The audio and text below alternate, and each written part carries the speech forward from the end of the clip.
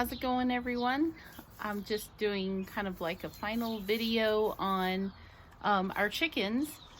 We actually did a lot since our last little YouTube video, and I didn't get to document this. So anyways, my husband and I put our bodies through hell. We built the chicken coop, and it turned out to be a lot bigger and a lot better than what we expected. We just sort of wanted to build some little rickety thing, and it turned out to be this giant fort.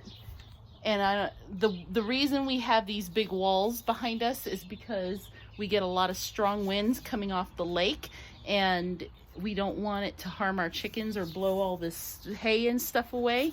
So he walled up one whole side and then part of this other side here, and that kind of blocks the wind. And then we have chicken wire around the whole rest of the coop and the top.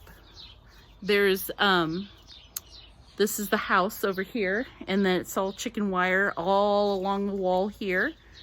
And then there's their chicken box. There's a little ladder right there. You can see that this is the food bucket, and that one over there is the water bucket.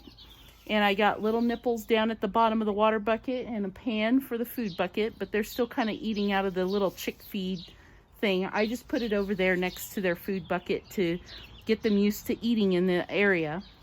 We have an old tree stump that we built this chicken coop around, and that's for them to play with. And the box is probably about, I think, 5.5 feet tall. The door is actually on the outside, so we can open it and clean it out without coming into the coop. And then the gate to come into the coop is in the other corner. As you can see, we've also built little things for them to climb on in here. I got 2 old chairs from a friend of mine that lives nearby. It's got no seats in them, so we set them both up facing each other in the middle of the coop so that the chickens can just jump on them and perch on them.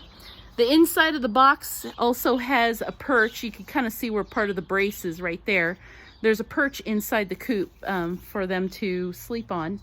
And then little metal roofing for the top of the coop, and it kind of goes over the food.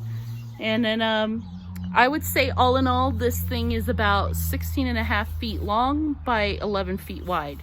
And we only have 6 chickens. So we got some hay, and we just sort of threw it around. There's an extra bucket of feed right there, and they are just having a great time. They were really getting frustrated in the little cage when we had them inside my son's room. And then there's 2 more over here. Looks like they're still eating out of the little food thing.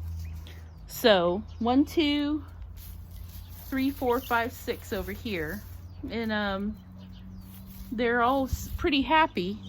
I don't mean to swing the camera around so much, but I just wanted to let you guys know that the hardest part about getting them out here, we live up in Nevada, northern Nevada, and we thought we were having warm weather for a while. It was getting up to, like, actually the first day we started building this coop, it was 90 degrees out. My husband and I were dying, and it was the most frustrating and tiring day ever. It was all worth it. However, once we finished this coop, I think it was just last Saturday, these chicks were at about 4 weeks, and you can already see how big they were. They were still in a little cage in the corner of my son's room. The room stunk so bad. The smell of the poop. We were cleaning out the bottom of the cage like every day. We were putting hay in it, but then they'd kick the hay around. It'd come out of the cage. It's an old cage that we used to use for our large dog. So the cage was about 3 feet by 4 feet. 6 chickens in a 3 foot by 4 foot cage inside of my son's room, smelling like chicken poop. Kicking hay all over the floor. He was tracking hay out into the hallway and into the living room. We have hardwood floors, so thank God we were able to clean it up. But it was terrible. But by the time we were done with the chicken coop, we were ready to bring them out, but we weren't sure how to acclimate them to the new box, and we watched all these YouTube videos. what ended up happening was the first night we were gonna put them out here, the temperature actually dropped below freezing, just on a whim, in June. And we ended up just keeping them inside one more night. The next day it got up to about maybe like 60 degrees at the most, but at night it was down to 40. We went ahead and put them out here inside the chicken box, but we closed off the opening at the top of the ladder so that they couldn't come out into the pen, because I was afraid that if they got down, they couldn't get back up and they would be frozen outside. And then I saw other videos on YouTube that said if they had grown in their feathers, they should be okay. For the most part, they did have most of their feathers, but they still had a lot of soft down on the bottom of their bodies and their butts, so I wasn't confident that they were fully covered. So we put them in the box and we closed off the opening for 2 nights. During the day, my son came out while I was at work and he let them out into the coop, and oh my gosh, they went crazy out here. They loved it. Tonight is gonna be the first night that we're gonna just leave the box open. I'm still gonna pick them up and put them in the box before bed. If they decide to climb down, that's fine, that's up to them. Tonight's temperatures are gonna get down into like 45 or 50 degrees. But the interesting thing is, inside the box I had closed off the opening and I put in another box with a bunch of old sheets, and I tried to tape it shut so it would keep them warm. My favorite chicken, Eddie, is sitting here pecking at my feet. I usually hold Eddie so much more than the others. Eddie is just my favorite one. Anyways, the plan is tonight's the first night without the blocking the ladder, and so that's gonna I think be fine, because even when I had the little warm spot set up inside their chicken box, they were still sleeping right by the cardboard where it was blocking off. So there's all this cool air coming in, and I began to think that maybe they were getting too warm.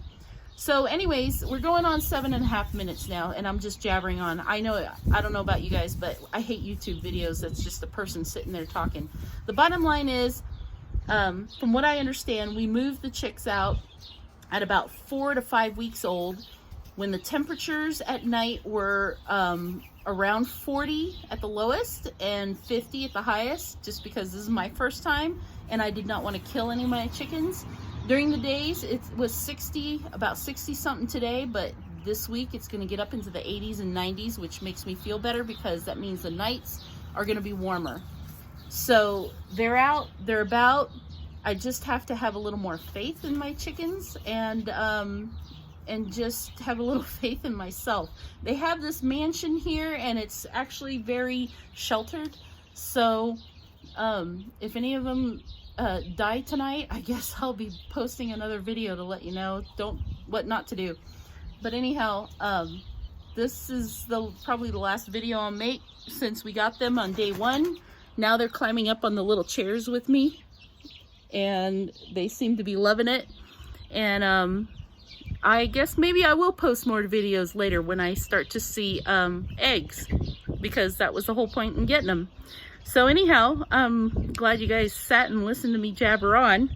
Eddie's pulling on my pants right now, so I think I better pick him up or her up.